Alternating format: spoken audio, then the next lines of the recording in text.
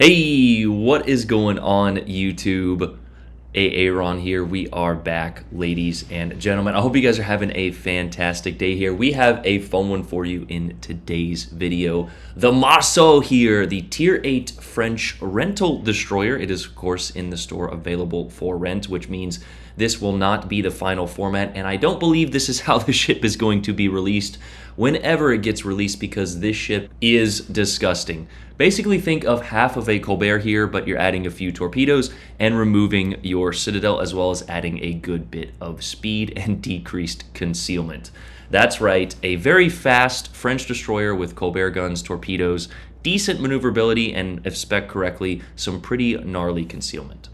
For this particular game, I was using Philippe Abaneyo, the French destroyer commander, with the particular build that I have on the screen here for you guys. I decided not to use Go All Out. I think I'm going to throw it back on there, as that is a pretty good perk to ambush destroyers. However, in this game and a lot of the games now at these higher tiers, have destroyers with some pretty gnarly sonar, and there was actually one, a Z-52, in this game, which is why I play this initial engagement so passively.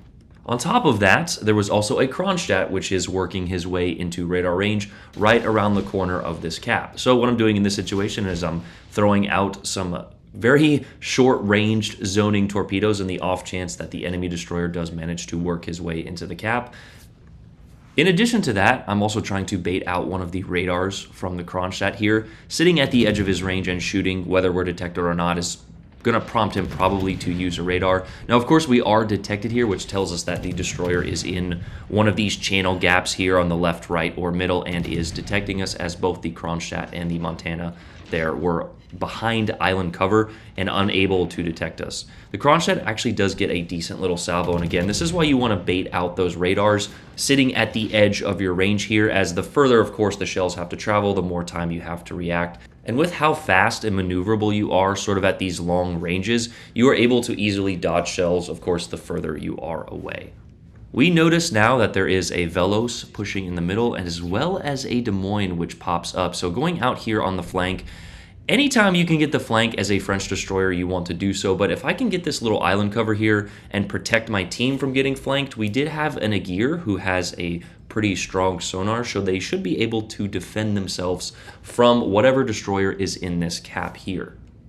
I wouldn't recommend, rushing ahead and getting behind the flank before you kind of control the flank. However, there have been a few games which, once the flank is controlled and we actually look back at the middle of the map and our team has it under control, if you can get behind the team or out there on the edge, you are a nuisance to whatever ship comes within your gun range. Right on cue, though, there is the Kronstadt radar, 1 of 3 if he is running fully packed there. We're going to go ahead and back up slightly as he misses a majority of his shells, does connect 1 there.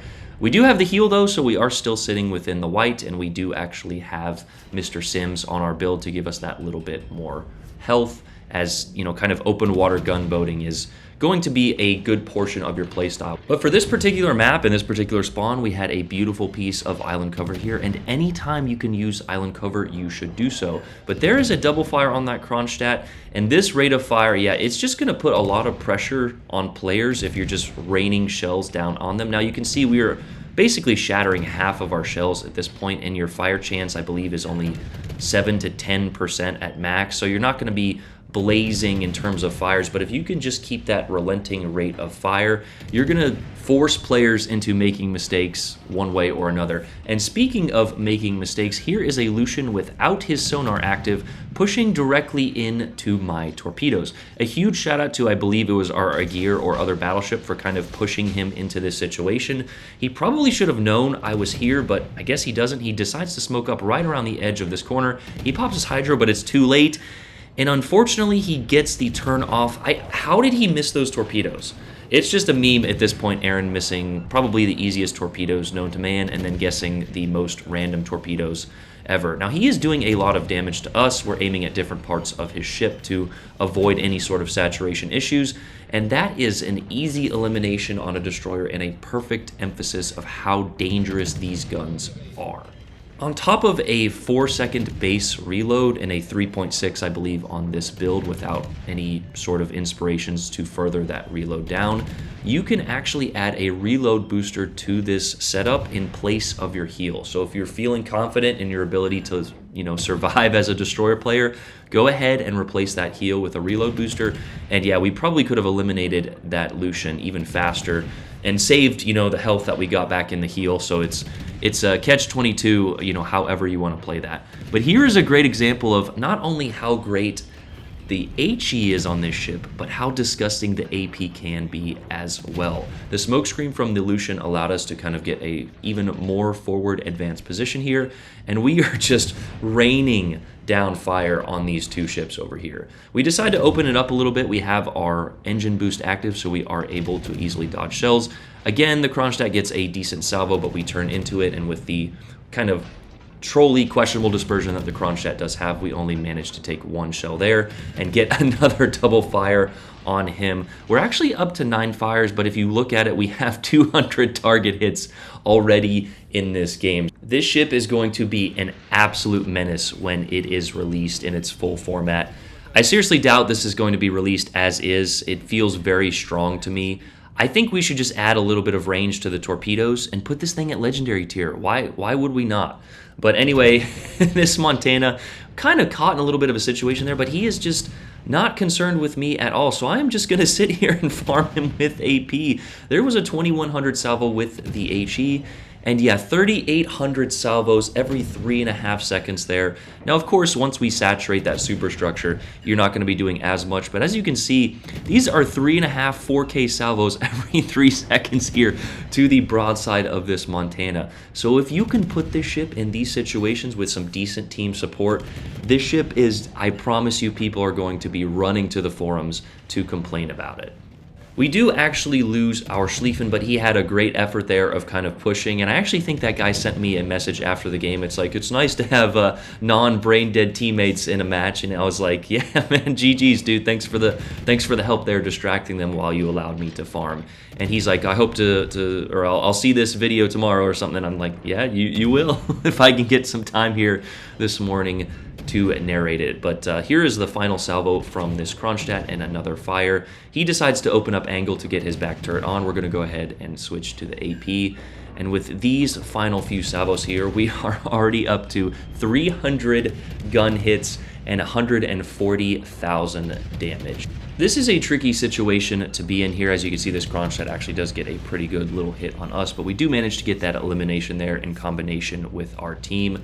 I wouldn't recommend playing the open water playstyle too often against light cruisers especially, but by playing with your throttle and paying attention to situational awareness, you can easily dodge in this ship. And similar to the Kaba, with a little bit of range, as I mentioned earlier, you're just going to be a pure nuisance to any ship that does not want to focus you early on. There are a certain few destroyers, this one in particular, that if you do not shoot at them starting from the onset of when they are spotted, are only going to be a true pain in the ass throughout the entire game, and this game is a perfect example of that. I do see the comments all the times. It's like, well, I shot at the destroyer, but I missed. Or it's like, okay, well, what if you did hit? Even that 1 or 2 overpen from the onset of the battle when you're just, raking 3 and 4K off of another bow tanking battleship at the back of the map is far more valuable at the end of the game than it is, to get that 2,000 or 3,000 damage. As we actually do connect 1 shell there, which puts us at the high caliber mark. I don't believe we had hit 4 ships yet, which you do need in order to get your high caliber medal there. And unfortunately, we do actually just miss out on this kill. I wanted to shoot the AP on a broadside Brisbane, but he actually does a full turn here. And these shells are a little bit floaty, so leading them at range is going to be a little bit tough, especially on kind of a kiting agile Brisbane there. But our team does manage to get the elimination. We do tick the high caliber, and we are on our way to a pretty satisfactory game, if I do say so myself. Once again, this ship is in the store for a limited time only, available for 1,000 doubloons for you to rent. Once you rent it, you do get it for 7 days. I did just get word, though, that there is no set time that this ship is in the store. If I knew that they were going to be here for 4 weeks, I would recommend you guys each rent one of the 4 ships every week. However, on Discord, Final Boss told me that once the dev team gets enough data on these ships, they are going to be removed from the store. I imagine they'll be there for 2 to 3 weeks. I just don't want to say that, and then they do actually get removed. But speaking of the dev team and the balance department, the Druid feels a little bit weak. The Marceau feels very strong. I think the Navarin is in a great spot. That is actually a really fun Russian brawling battleship. It goes so well. The secondaries actually do pretty well. Now, of course, a brawling Russian battleship is a difficult task, especially with 66% of your firepower on the rear in a more French-oriented format, as we said in yesterday's video.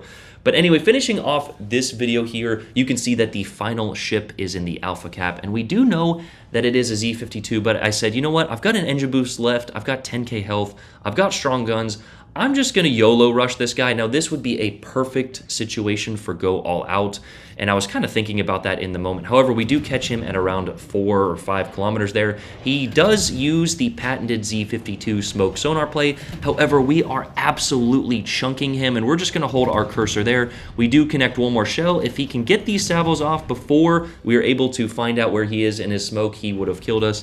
However, the fire in combination with, I think, 1 or 2 shells from our teammates does allow us to get that elimination. So always hold your cursor when you are trying to, if someone smokes up, just hold your cursor right where they were. You can get those lovely blind fires, as we actually did yesterday on stream as well. A 34-29 first place finish with a high caliber and 4 kills there. The Marceau is disgusting. This ship is so good. It's a lot of fun. Like I said, add 2 kilometers to its torpedo range and put this thing at legendary tier. I don't know why it's at tier 8. And here is our commander build, as we mentioned earlier in the video. Mr. Felipe Abanillo with his base trait of powder keg there to increase your HE shell damage. Contact is imminent. As I mentioned, I probably should have chose go all out in the second slot here, but I did decide with look at me now for this particular game.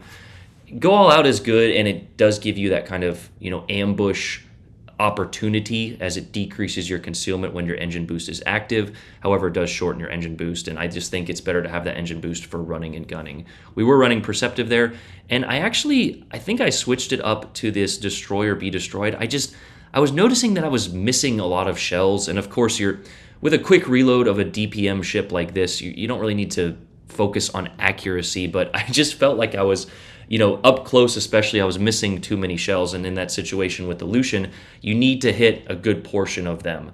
So I just went with the smoke perk, even though French destroyers don't have smoke. So I know, troll me in the comments as everyone always does. But here are modifications, standard layout as I typically do for most of my ships.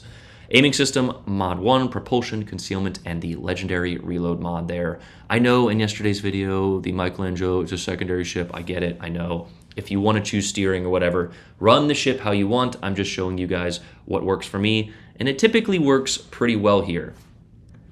Let's go over the stats. Survivability 25,100 with Sims as an inspiration, 2x4 127s with an 11.4 range, and a 3.6 second reload. 1900 max HE damage with a 7% fire chance, but with your rate of fire, as you saw in the game, we're going to be setting fires a good portion of the time. Torpedoes, 4x3 there, with a 150-second reload, 6-kilometer range, and a 64-knot speed. So not your typical French torpedoes, but as I mentioned, throw 2 or 3 kilometers onto these torps, put it at legendary tier. With the long reload that the torps have, the ship is not going to be too dangerous of a torpedo boat, but alas, wargaming in their decisions.